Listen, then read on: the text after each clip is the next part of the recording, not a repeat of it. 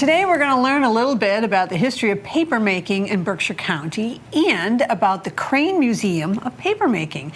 And I have with me today Museum Director Jenna Ware. Welcome, Jenna. Thank you for being with us. Thank you for inviting me. So first, tell us a little bit about the Crane Museum of Papermaking. Sure. The Crane Museum of Papermaking was opened in 1930, and we believe it's one of the oldest corporate museums in the United States. So it's got a nice long history. In fact, the building that it's in was built in 1844.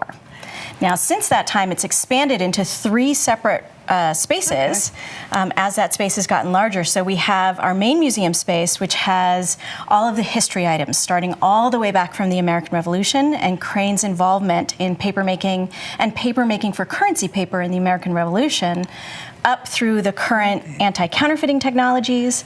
And then we have a new hands-on space where people get to see a papermaking demonstration, make paper if they'd like to, and also decorate paper. Now, I've been in the museum, and it's a little hidden jewel in Dalton. You have to sort of go through the Crane property to get to it.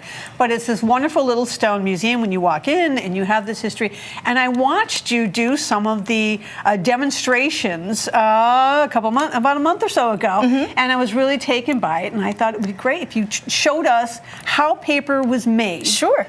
In the 19th century. Okay, so I brought some equipment that is not including all of the equipment we have in our papermaking space. That's right. When we do papermaking at the museum, we're actually mimicking the process that happens on the huge mill machines. So for that, we have a lot more than I have here. Oh. So this is going to be like the cooking show where you have a bowl and then you have baked cookies at the end. So we have, when we're making paper at Crane, we are using 100% cotton paper. That is what Crane does, except for currency paper, which is all that Crane does now at Dalton, which is cotton and linen. But for our paper-making purposes, we're using shredded stationery. So we literally just use an office shredder, shred up some stationery. Okay. You'll notice that this has little bits of paint and such on it. Yeah. That's from that art project that you saw when you were at the museum. Oh, okay. So if people don't take their souvenir with them, we actually recycle it by shredding it up and using it to make paper. We also use cotton linters, which is a special cotton paper that's fairly easy to rip. You can see it's kind of lightweight, and it's made for paper makers. So that all gets shredded up, and then we throw it into a blender. Add a ton of water, blend it up in the blender, and it comes out looking like this, which you're welcome to touch. Some people don't like to. Mushy. It's mushy. It's mushy. It kind of feels like a wet old T-shirt. Yeah. And it comes out this way. And then we add it to a huge basin. Here you can see is my sample of a huge basin, not so huge. Right. And we add a ton of more water. Yeah, we were talking about that a little earlier about how much water you were putting in because it seemed like it was a lot of water. Yeah. When you're working on the mill machines, you're looking at about 99% water and 1% pulp. Wow. When we're doing it handmade, we have maybe 97% water, maybe 3% pulp. But it is essentially making paper. It's the practice of taking that paper or that pulp, adding a ton of water to it, letting it resettle those fibers on itself, and then removing all that water. So that's the process. So first we have our pulp. I've got a little screen here, and it's got a little screen inside. Now the screen inside is what makes it much easier to get this out. When people were making paper in the 1800s, which is when the mill opened in Dalton, they actually were working on this side of the screen. They'd have a frame around the edge. All the pulp would settle in the middle. You'd pull off the frame, and then there's this very delicate process of trying to get the paper off.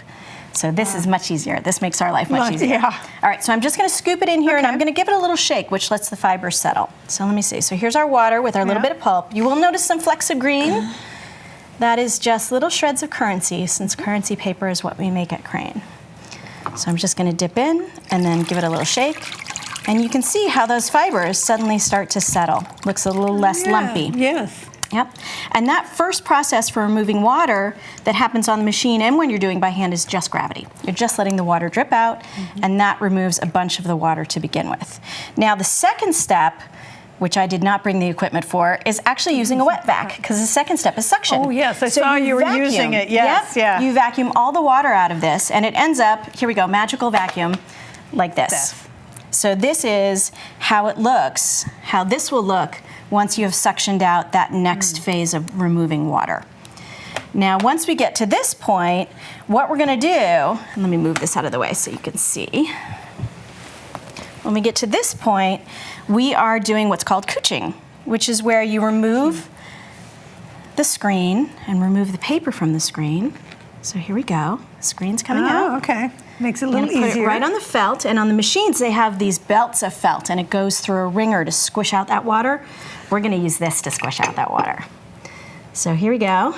Peeling up the edge, the screen comes right off. And now we have something much closer to paper. It's still pretty delicate. The felt is kind of holding it together. Yeah, it feels a little like felt. Yes. And now I'm going to put a second piece on top. And this is the very exciting part. Do you want to roll it? Sure. Okay. So we're pressing the water out of the paper and into the felt. Let me flip it for you. We're going to do both my sides. pie making abilities are There you coming go. into play. Fantastic. Yeah, you can see it coming through. Yep. So you can see the felt has sucked up that water, which means our paper is going to be much drier. So now we are much, much closer to paper. So if we were to each pull an end, it would rip apart. It's not Right. strong enough to hold itself together, but it's kind of like you jumped in a lake with stationery in your pocket by accident. Or like washed your dollar bills. That's right. Although the dollar bills are even stronger than this. For U.S. currency paper, it has to withstand 4,000 folds, which is fold one way, fold back the other way. Wow. Currency paper, handmade paper, can withstand maybe 10 or 15. So it's not quite as strong. Now our next step when we're making paper on the machines and in our hands-on space at the museum is a heat dry. Okay. Now for our hands-on space, we use an old photo dryer. So you put it down on the photo dryer, it takes about 10 minutes to dry. When you're doing it at home, you can actually use an iron. I did not bring an iron today. I thought we didn't need to experiment with that, but I did bring the final sheet of paper that I dried yesterday. So this is an example of what it looks like after it goes through the dryer.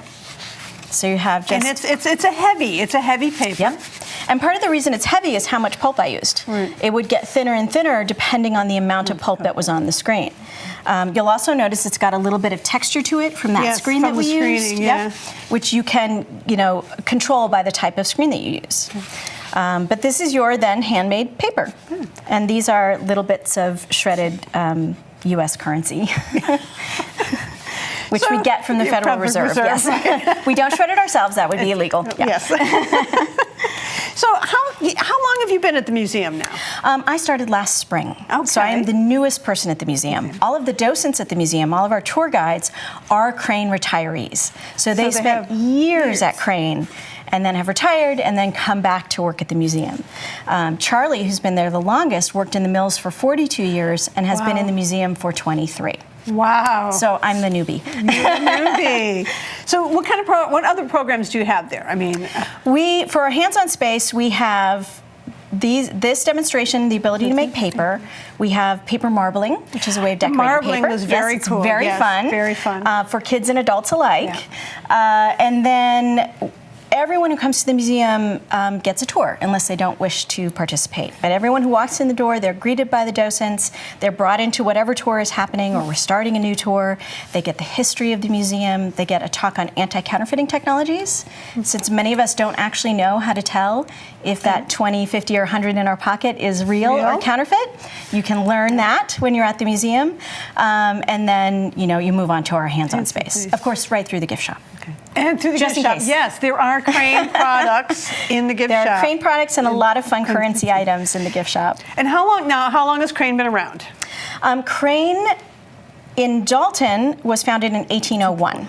So. The Crane family history of papermaking goes back to near Boston in 1770. Zenas Crane's uncle, Zenas Crane started the Dalton mill. Right. His uncle purchased the first paper mill in Massachusetts with two partners. They purchased that in 1770.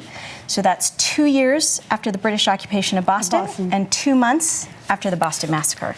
And they named that mill the Liberty Mill.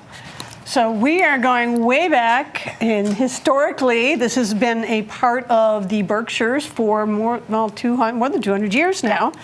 And you can go and see how it's made at the museum. The museum is open. From now until the end of October, we're open Monday through Friday from 1 to 5, Saturdays from 10 to 2. Okay. During the winter season, we drop down to Tuesday to Thursday, 1 to 5. What I really recommend is that people look at our website. It's cranemuseum.org, and we update our hours all the time. So if you're concerned about a weather closure, you can find it there. If you want to know that we're going to be open for a special day during the holidays, December 27th, then you can find that information there. That's a great place to look, so that you can always see as our schedule changes season to season when we're open and when you can come visit us. Okay, so find this little museum in Dalton. It's a lot of fun and there's a lot of history in it. And thank you so much, Jenna, for coming and showing us how to do this. Thank you. Thanks very much for inviting me. It was a pleasure.